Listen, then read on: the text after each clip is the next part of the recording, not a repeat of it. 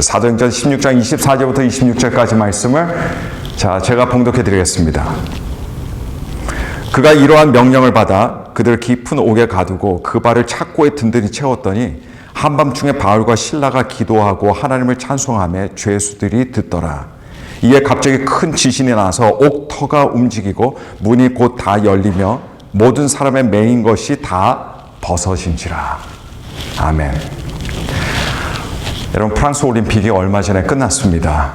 이번에 프랑스 올림픽이 얼만큼 전체적으로 봤을 때 잘 진행이 되고 운영이 됐는지에 대해서는 저는 잘 모르겠지만, 이번 프랑스 올림픽 개막식 때에 예수님의 만찬을 패러디한 이런 반기독교적 퍼포먼스가 있었죠. 그래서 그것 때문에 전 세계 기독교인들이 큰 충격을 받고 적지 않은 실망감을 느끼고, 그리고 프랑스 올림픽 주최 측에서는 또 사과문도 올리고 이런 해프닝이 있었습니다. 근데 여러분, 기독교에 대해서 이렇게도 모욕적이고 폄하하는 프랑스의 태도는요, 사실 오늘 갑자기 일어난 일이 아닙니다. 벌써부터 오래전에 18세기 프랑스 혁명 때도 그런 기미가 많았고, 계몽주의를 지나면서 자유주의 신학과 세속화가 굉장히 거세게 프랑스에 불어닥쳤습니다. 그러다 보니까 기독교 신앙은 점점 약화되어 가고, 지금은 어떻습니까? 프랑스 전체 인구의 2% 정도로 추산하고 있습니다. 2%. 2%면 여러분, 기독교 입장에서 볼 때 프랑스는요, 미전도 종족입니다. 프랑스가 선교지라는 이야기가 되는 거죠. 다른 어떤 나라들보다도 복음이 절실히 필요한 곳이 바로 프랑스입니다. 이번 파리 올림픽 개막식 때 있었던 그런 신성 모독적인 퍼포먼스에 대한 소식을 접하면서 사실 저는 마음이 더 아팠어요. 왜냐하면 여러분, 역사적으로 볼 때 과거 기독교인들이 자신들 신앙을 지키려다가 수많은 사람들이 학살을 당했던 곳이 어디냐면 바로 여기 프랑스였습니다. 파리였습니다. 1572년 8월 24일에 하루만 기독교인 3,000명이 처참하게 목숨을 잃었습니다. 그리고 2개월 안에 추정하기로는 3만 명에서 7만 명의 기독교인들이 순교를 당했습니다. 여러분, 이 시신들이 굉장히 많겠죠? 하루 안에 3,000명이 죽었는데 파리에서 그 시신들을 세느강에다가 집어서 던졌어요. 그 세느강을 타고 이 시신들이 흘러가죠. 그러다 조금 굴곡이 있는 곳에서 정체가 되게 됩니다. 시신들이 쌓이는 거예요. 그래서 파리 주민들이 어떻게 했냐, 그 시신들을 다시 세느강에서 빼내서 그리고 그 옆에 묻었습니다. 그 옆에 묻은 곳이 어디냐? 지금 에펠탑 바로 근처예요.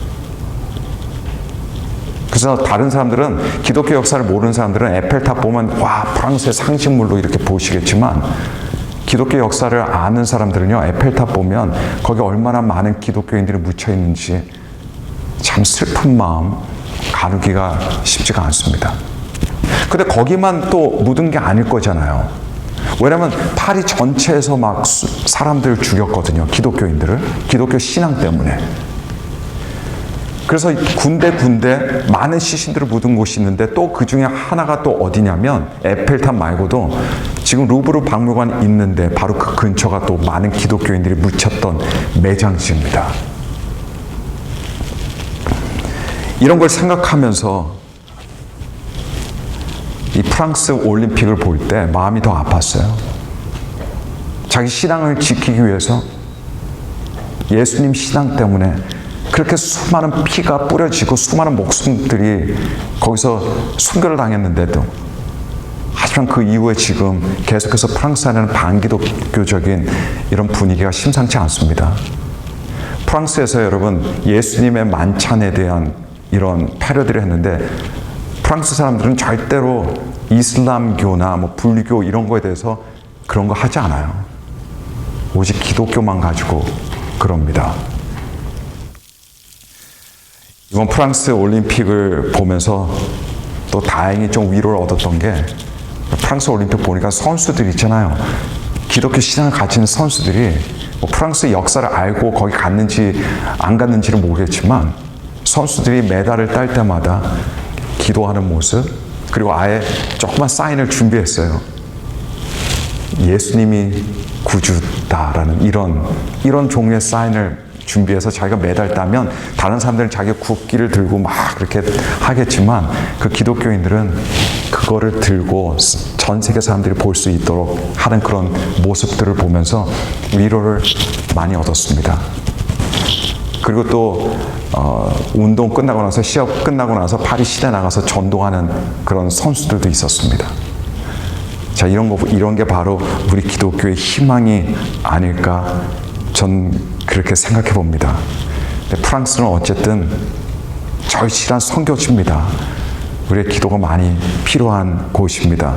앞으로도 여러분 프랑스, 파리나 이런 데 가실 분들이 계시겠지만 가시게 되면 꼭 한 권 제가 추천해 드릴게요. 프랑스 기독교 역사 한 권인데 가슴 아프면서도 굉장히 재미있고 유익하게 읽을 수 있는 책이 있는데 제가 추천해 드리겠습니다.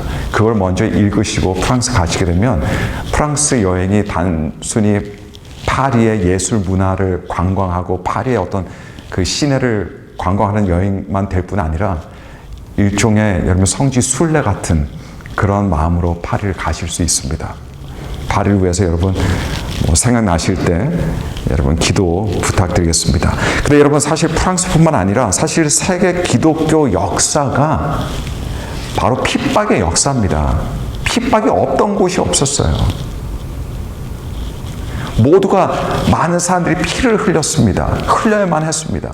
그렇게 해서 개신교 역사가 흘러가게 됩니다. 오늘날까지 오게 된 거예요.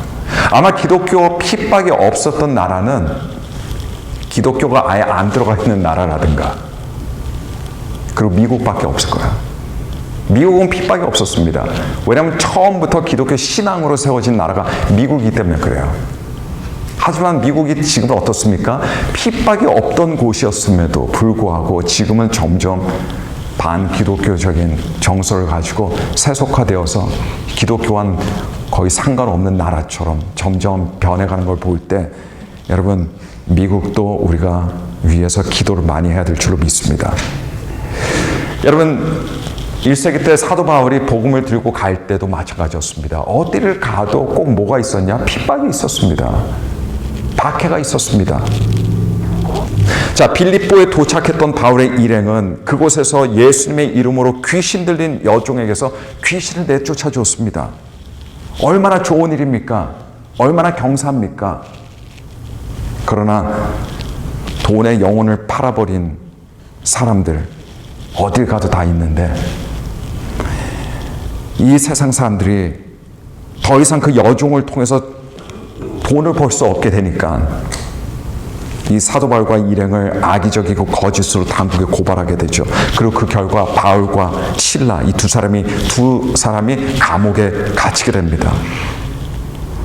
근데 그것도 무슨 살인이나 역적 같은 중범죄자인 양 두 발이 착고에 채워져서 감옥에 갇히게 되는 것은 신세가 되는 것을 우리가 보게 됩니다.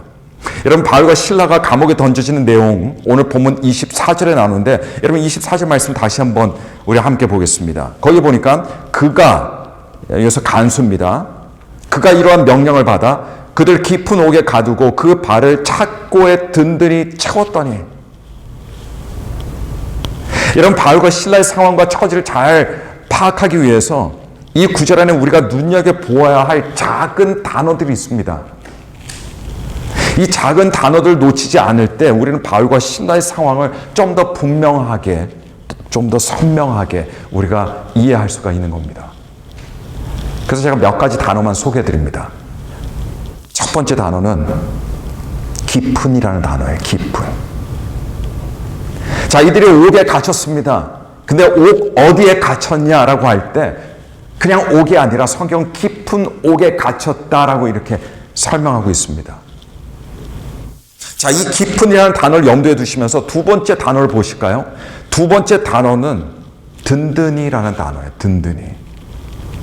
바울과 실라는 감옥에만 갇혔던 것이 아니라 그들의 발들조차 움직이지 못하도록 꼼짝달싹 못하도록 그 불편한 딱딱한 착고로 채워져 있었는데 그것도 풀어지지 않도록 아주 단단하게 채워져 있었다는 그런 이야기입니다.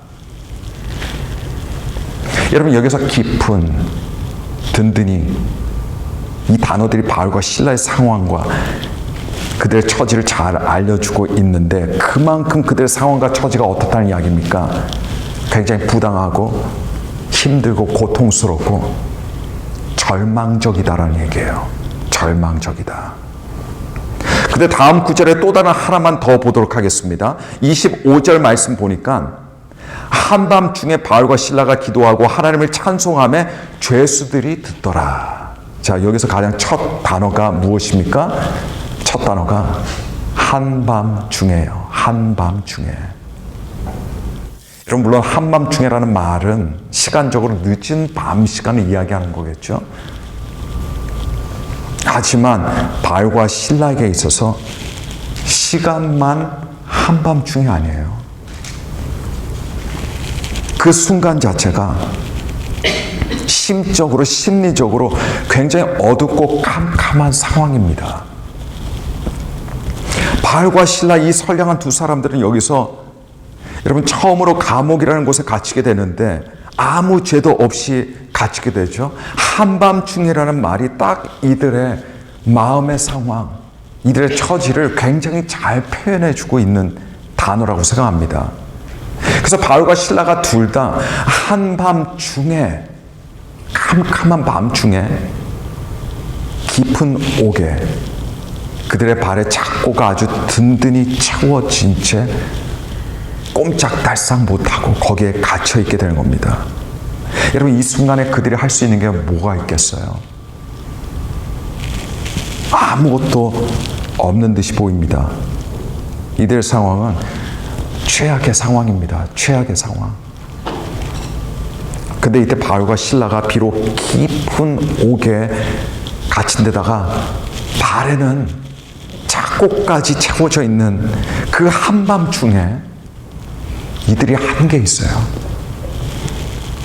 25절 말씀을 다시 보시면 그들이 뭘 합니까? 기도하고 찬송을 불렀습니다. 여러분, 무엇을 했다고요? 기도하고 찬송했어요. 한밤중에 깊은 옥에서 아주 불편하게 발에 착고가 채인 채 한 것이 기도와 찬송이었습니다. 그리고 오늘 성경 구절 보니까 다른 죄수들이 그 기도와 찬송 소리를 들었어요. 여러분, 성도가 찬송 부르는 거 이상한 것이 아니죠. 특별한 것이 아니죠. 자연스러운 것이죠. 마땅히 해야 되는 것이죠. 성도들이라면 다 찬양하는데, 근데 여러분 신앙생활을 오래 하다 보니까, 그리고 목회를 오래 하다 보니까요, 이 찬송이라는 것 어떻게 하냐가 굉장히 중요한데요. 그런데 언제 하냐도 아주 중요하더라 말이죠. 언제 하냐. 여러분, 찬양과 관련해서 이게 두 그룹의 성도들이 나눠질 수 있을 것 같아요. 꼭 두 그룹이 아니더라도 우리가 이렇게 두 경향으로 이렇게 찬양 생활이 이렇게 나눠질 수 있을 것 같아요. 어떤 고난이 있을 때 고난을 잘 넘기고 편안해지고 난 후에 찬양하는 성도들이 있습니다. 다 끝나고 나서. 그런데 다른 한 그룹은 고난이 끝나기 전에 아직 눈에는 피눈물이 나는데, 근데 그 고난 중에 찬양하는 사람들이 있더라 말이죠. 출애굽기 보시게 되면 이스라엘 민족이 바로의 손에서 벗어나서 홍해를 건넙니다. 그래서 출애굽한 이야기가 기록되어 있죠. 이스라엘 민족이 홍해를 건너기까지 손에 그냥 땀이 나게 하는 그냥 수많은 드라마틱한 그런 일들이, 사건들이 있었습니다. 마지막까지, 진짜 마지막 순간까지 가슴을 졸이게 만드는 그것이 바로 홍해 사건이었어요. 그게 출애굽이었습니다. 사실 홍해를 건너기 바로 전까지만 해도 상황은 이스라엘 백성들이 굉장히 불리하게 돌아가고 있었습니다. 애굽인들은 여러분 날이 시퍼렇게 서 있는 창과 칼을 들고, 그것도 병마를 이끌고 이스라엘 백성들이 있는 곳을 거침없이 달려오고 있습니다. 근데 이스라엘 백성들은 무기도 없고 아무것도 없어요. 노약자들도 있고 갓난 어린 아이들도 있어요. 그들이 할 수 있는 게 아무것도 없습니다. 근데 또 앞으로 도망치려고 하니까 앞에는 뭐가 있습니까? 홍해라는 바다가 그들 앞에 놓여져 있는 거예요. 걸어갈 수도 없고 배가 있는 것도 아닙니다. 그 순간 이스라엘 백성들은 애굽 군사들을 볼 때 어떻게 봤을까요? 쫓아오는 저승사자들인 거예요. 그래서 그 자리에서 절망합니다. 그리고 원망합니다. 모세를 원망합니다. 또 하나님을 원망하겠죠. 차라리 애굽에 남아있을 걸. 여기서 완전히 개죽음 당하겠구나. 우리 자식 어떻게? 우리 아버지 어머니 어떻게? 내 아내 내 남편 어떻게? 근데 여러분 바로 그때 하나님께서는 홍해를 갈라주신 거예요. 그리고 그 덕에 이스라엘 백성들이 무사히 아무도 해를 당하지 않고 홍해를 건널 수 있었습니다. 이게 바로 여러분 출애굽기 14장의 내용입니다. 출애굽기 14장이에요. 근데 그 사건 이후에 이스라엘 백성들이 무엇을 했냐라고 할 때 출애굽기 15장을 보면 알게 되겠죠. 출애굽기 15장을 보니까 그들이 무엇을 했냐. 홍해가 다시 제자리로 돌아오고 나서 애굽인들이 다 수장되고 나서 이스라엘 백성들이 그 모습을 보면서 뭘 했냐. 찬양했습니다. 소리 높여 노래했습니다. 춤을 추면서 뛰었습니다. 두 손을 들고 어떤 사람들은 박수 치면서 기쁨으로 찬양했습니다. 이거는 그들이 어떻게 찬양했냐를 보여주고 있는 거겠죠. 근데 여러분 이 경우 이스라엘 백성은 기적을 보고 구원을 경험한 후에 찬양한 경우입니다. 그 전에 원망했어요. 그 전에 낙심했습니다. 그 전에 절망했어요. 근데 사도 바울과 실라의 경우는 다릅니다. 무엇이 다를까요? 똑같이 찬양이 있었어요. 그러나 달랐던 건 뭐냐? 찬양의 때가 달랐어요. 찬양의 시기가 달랐습니다. 이스라엘 백성들은 홍해를 건너고 난 후에 구원을 경험하고 나서 부른 찬양이었습니다. 사도 바울과 실라가 하나님께 찬양을 불렀던 때는 여러분 그들이 아직 감옥에 있을 때입니다. 나오고 나서가 아니에요.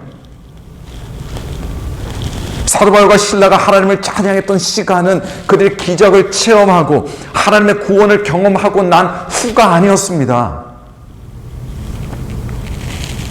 그들은 고난을 받는 중에 고난 가운데 구원을 받기 전에 좋은 일이 있기 전에 기도의 응답받기 전에 찬양한 겁니다. 이스라엘 백성들은요 구원의 햇빛이 내리쬐고 있는 홍해 맞은편에서 아름다운 아침에 찬양을 했다면 바울과 실라는 고난의 한 복판에서 그것도 가장 어두운 때에 그 한밤중에 찬양을 한 겁니다. 누구나가 인생의 깊은 밤을 맞이하게 됩니다. 우리는 지난주하고 똑같은 얼굴로 모여서 예배드리겠지만 어떤 사람 지난 한 주 동안은 참 죽을 맛으로 시간을 보낸 사람도 있을 테고 어떤 사람은 우울증 속에 있다가 오늘 예배 자리에 오신 분도 계실 수 있습니다. 그 어두운 한밤중에 그것도 아주 깊은 옥 속에 갇혀진 채로 더군다나 일어설 수 없도록 발에 아주 불편하고 아픈 착고가 단단히 채워져 있는 그런 우리 상황, 그런 상황을 우리가 경험할 때가 있어요. 아주 힘듭니다. 아주 어려운 때예요. 주변에 다른 사람들은 몰라요. 눈만 감아도 그냥 눈물이 주르륵 흐르는 그런 때입니다. 절망 속에 아무런 힘도 낼 수 없는 그런 때입니다. 그런 때는 밥도 안 넘어가요. 누가 밥 먹자 그러면 오히려 부담스럽습니다. 나가기 싫어요. 그러니 찬양하는 것은 얼마나 더 어려운지 우리는 다 경험해서 압니다. 아예 찬양할 생각조차도 할 수 없는 그런 때입니다. 그런데 여러분, 그때 찬양을 하잖아요. 그럼 어떤 일이 벌어지는 줄 아십니까? 모든 것을 다 보고 계시고 함께 느끼고 계시는 하나님께서 기뻐하시는 거예요. 기뻐하십니다. 하나님께서는 찬양 그 자체를 너무 좋아하시고 기뻐하시지만 그 찬양 때문에 우리를 만드셨지만 근데 찬양의 때를, 찬양의 시기를, 우리가 언제 찬양하냐를 하나님께서는 중요하게 여기시는 거예요. 여러분, 찬양도 똑같은 찬양이 아닙니다. 우리는 보통 찬양하면 이 찬송가냐 아니면 요즘 사람들이 부르는 CCM이냐 이렇게 나눌 수 있겠지만 하나님은 그런 구분이 없으세요. 그럼 사람들만 그렇게 구분하는 겁니다. 근데 이런 차이는 있어요. 찬양이 편안할 때, 아무 일 없을 때, 그냥 절로 찬양이 나오는 때, 그때 찬양하는 찬양이 있고요. 아니면 고난에서 구원을 받고 나서 부르는 기쁨과 감사의 찬양이 있습니다. 아니면 피눈물이 나고 고통스러운 고난 중에 부르는 찬양도 있습니다. 이 세 찬양들은 다 달라요. 물론 편안할 때 부르는 찬양도 너무 좋습니다. 하나님 기뻐하십니다. 구원 이후에 부르는 찬양도 너무 아름다운 겁니다. 그것도 하나님께서 기뻐하십니다. 그런데 고난 중에 부르는 찬양은 하나님께서는 더 다르게 들으십니다. 그런 찬양은 정말 믿음의 찬양이거든요. 앞에 두 경우 아무 일 없을 때 부르는 찬양이나 구원을 받고 나서 부르는 찬양은 누구라도 다 할 수 있어요. 안 믿는 사람들도 심지어 할 수 있다고 생각합니다. 그러나 고난 중에 부르는 찬양은 아무나 못해요. 믿음이 있어야만 할 수 있는 겁니다. 금속으로 따지자면 이게 순금의 찬양이에요. 순금. 신앙생활의 모든 것들이 그렇지만요, 찬양에도 진정성이라는 게 있습니다. 찬양의 최고 진정성은 언제 나타나냐면 우리가 언제 하나님을 찬양하냐에 따라서 이게 드러나요. 언제입니다. 언제. 여러분, 남으로부터 상처받았을 때 찬송 부르실 수 있습니까? 아주 실망스러운 일이 있고 나서 하나님께 감사하면서 찬송할 수 있습니까? 고난받을 때, 그리고 괴로워 죽고 싶을 때 하나님의 이름을 높이 올려드릴 수 있습니까? 만약 이런 때에도 여러분 찬양을 여러분께서 하신다면 여러분들은 그냥 찬양하는 사람이 아니에요. 그냥 찬양하는 사람이 아니라 여러분들은 찬양의 사람이 되는 겁니다. 사도 바울과 실라가 깊은 옥중에, 그것도 발에 착고가 채워진 채로 있던 그 자리에서 그 한밤중에 찬양을 불렀습니다. 성경은 굳이 기록할 필요가 없는데 바로 그 뒤에 뭐라고 말하냐면 거기에 있던 죄수들이 다 들었대요. 다른 방에 갇혔던, 다른 옥에 갇혔던 죄수들 다 들었다는 얘기예요. 다 들었어요. 여러분, 이게 뭘 의미하는 줄 아십니까? 두 가지가 있지만 일단 한 가지만 말씀드리면, 죄수들이 들었다면, 다른 죄수들이 들었다면 하나님께서는 당연히 들으셨을 거란 얘기입니다. 하나님이 들으셨다는 얘기예요. 하나님이.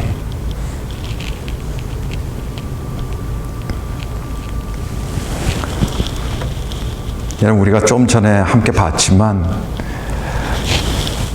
바울과 실라가 고난 중에 찬송하니까 어떤 일이 일어납니까? 지진이 일어났습니다. 옥토가 마구 흔들려댔습니다. 옥문들이 다 열렸어요. 그리고 죄수들이 차고 있던 착고들이 다 풀렸습니다. 근데 여러분, 우리가 단순히 지진만을 볼 것이 아니에요. 단순히 옥토가 막 흔들리고 있는 거, 이걸 볼 게 아닙니다. 단순히 옥문이 열려지는 걸 볼 게 아닙니다. 우리가 보아야 할 것은 무엇이냐라고 할 때, 바울과 실라가 한밤중에 찬양을 불렀더니 하나님의 마음이 흔들리는 걸 볼 수 있어야 돼요. 하나님의 마음이 먼저 열리는 걸 우리가 볼 수 있어야 됩니다. 옥문이 열리는 것보다 더 중요한 게 그거예요. 옥토가 흔들리는 것보다 더 중요한 건 하나님의 마음이 성도들의 찬양을 통해서 흔들리는 겁니다.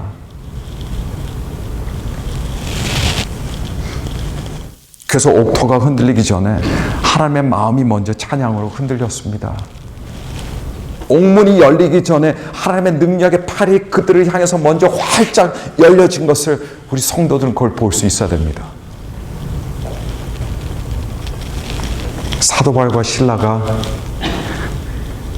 옥토를 흔들고 옥문을 열고 그들이 자기 스스로 착고를 푼 게 아니에요. 그것은 누가 한 겁니까? 하나님께서 하신 거예요. 하나님께서. 인생의 많은 문제들이 비슷합니다. 문제는 있어요. 우리가 어떻게 할 줄 몰라요. 뭘 할 수 있는지도 모르겠어요. 그럴 때는 하나님께서 해주셔야 되는 겁니다. 그래서 더 그런 때일수록 우리 하나님께 나아가는 거죠. 하나님께 찬송하고 하나님께 기도하는 겁니다. 하나님께서 역사하십니다.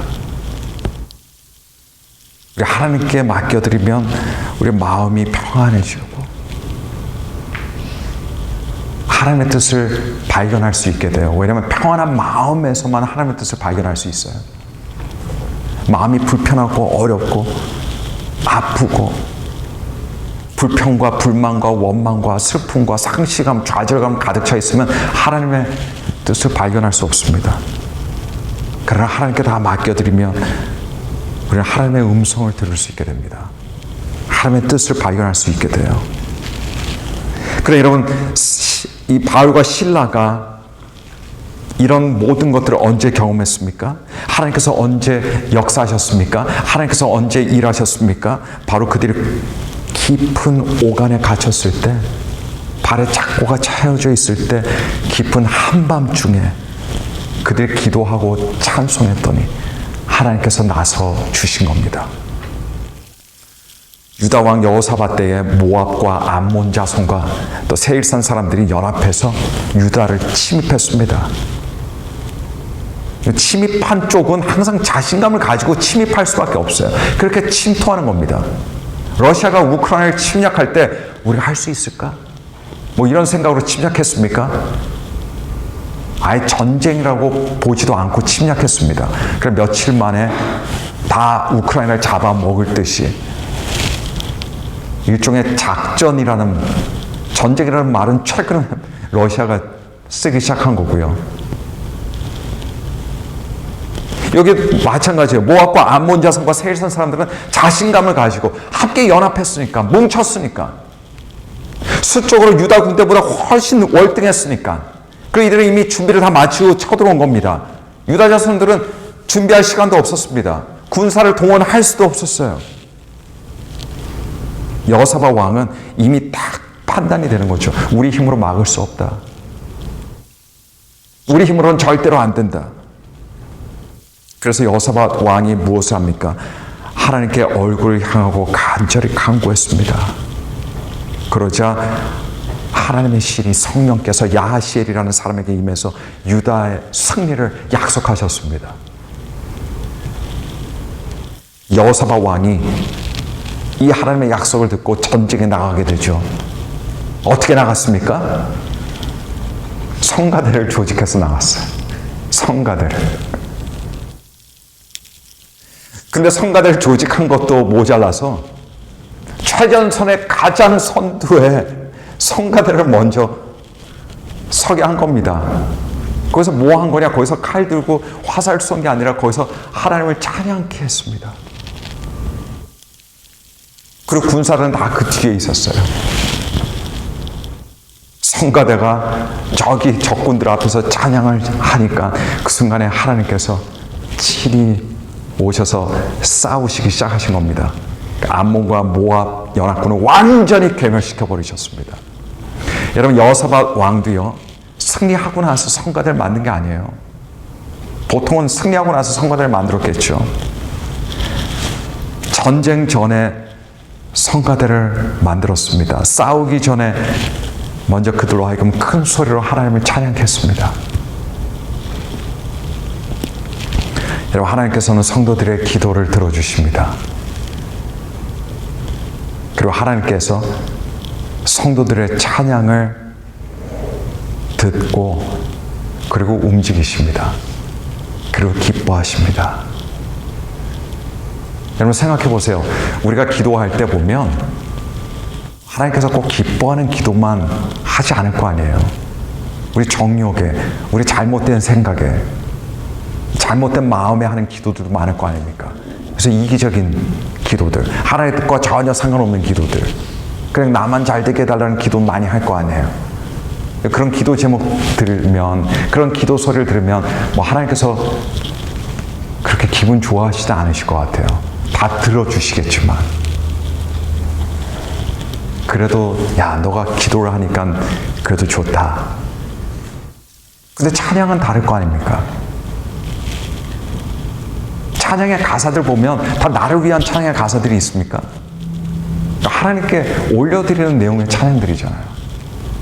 우리가 아무리 성숙하지 못하고 우리가 이게 도대체 하나님의 뜻이 무엇인가 뭐 앞뒤 분별하지 못하고 있던 때에도, 그러나 찬양은 그 내용상 하나님을 올려드리는 거기 때문에 하나님께서 기뻐하십니다.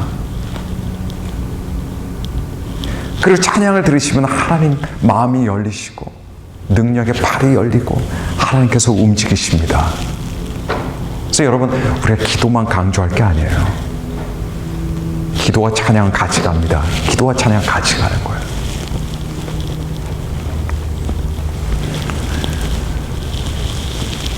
여러분, 우리는 찬양을 잘하는 사람들이 나와서 찬양을 부를 때를 참 좋아해요. 찬양팀이 나오면 찬양팀이 멋지게 인도하는 거 좋아하죠. 누군가 나와서 하나님께서 주신 달란트와 은사로 악기를 연주한다든가 반주를 한다든가 아니면 오늘처럼 누가 특송을 한다든가 너무너무 좋잖아요. 그죠? 그런데 여러분, 그런 것도 반드시 필요하고 너무 복된 일이지만, 하나님께서는 여러분들이 남의 찬양을 그냥 듣고 있는 걸 좋아하시는 게 아니라 여러분들의 찬양을 듣기를 원하십니다. 여러분들이 찬양을 잘하든 못하든 여러분들 마음에서 나는 찬양, 여러분들 입술에서 들려오는 찬양을 하나님께서 기뻐하신다는 걸 여러분 믿으시길 바랍니다. 어렵고 힘들고 곤란할 때, 현실이 불만족스러울 때 찬양하기 어렵죠. 마음이 열리지 않아요. 찬양이 나올 때가 아닌 것처럼 느껴지죠. 근데 여러분, 찬양은요, 사실 바로 그때가 적기입니다. 그때가 적기예요. 그리고 그런 때일수록 더더욱 가장 필요한 것이 무엇이냐라고 할 때, 이게 바로 믿음의 찬양이라는 것을 믿으시길 바랍니다. 프랑스 파리에서 사람들은 신성 모독적인 퍼포먼스를 해서 수많은 사람들이 참 불편했습니다. 근데 여러분, 세상의 영이 그런 거죠. 세상의 영이 놀랄 일도 아닙니다. 세상은 우리 하나님 부인하죠. 예수님을 모욕합니다. 성령님을 부정합니다. 하지만 여러분, 그리스도의 영이 있는 사람들은 온 세상이 듣도록 무엇을 합니까? 찬양을 합니다. 세상 사람들이 그런 퍼포먼스를 하면서 수많은 기독교인들이 굉장히 기분이 나빴는데 오히려 반성이 되더라고요. 세상 사람들이 참 용감했죠. 용감하게 그런 퍼포먼스 했는데 이 땅의 성도들은 세상 사람들이 듣도록 보도록 얼만큼 찬양할까? 어떤 부분에서는 그들이 우리보다 더 낫다. 그런 생각까지 하게 합니다. 오늘 본문에 바울과 실라가 찬양하니까 누가 들었습니까? 죄수들이 들었다.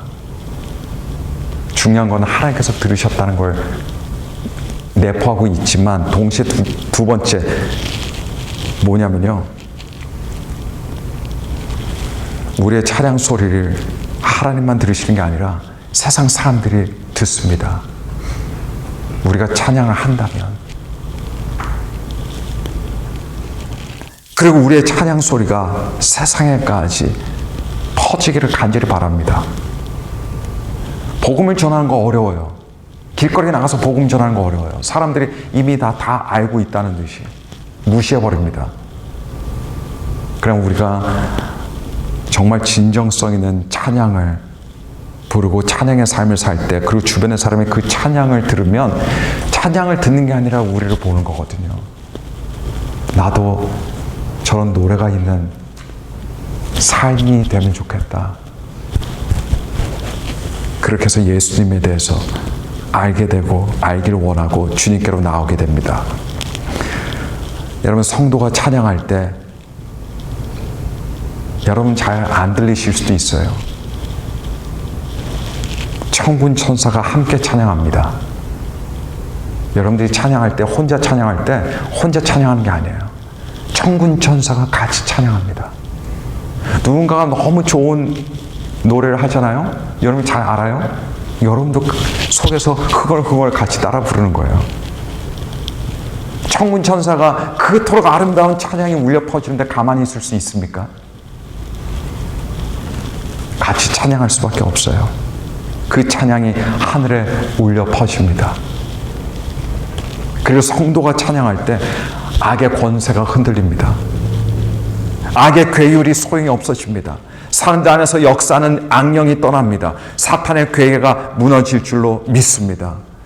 여러분들의 찬양으로 세상이 흔들리게 되기를 바랍니다. 사탄의 감옥문들이 열리게 되기를 바랍니다. 우리 발에 채워져 있는 악감정의 착고가 단번에 풀어지게 되기를 바랍니다. 찬양의 기적을 매일 경험하시는 찬양의 사람들이 되시기를 예수 그리스도 이름으로 간절히 축복하고 축원합니다. 우리 함께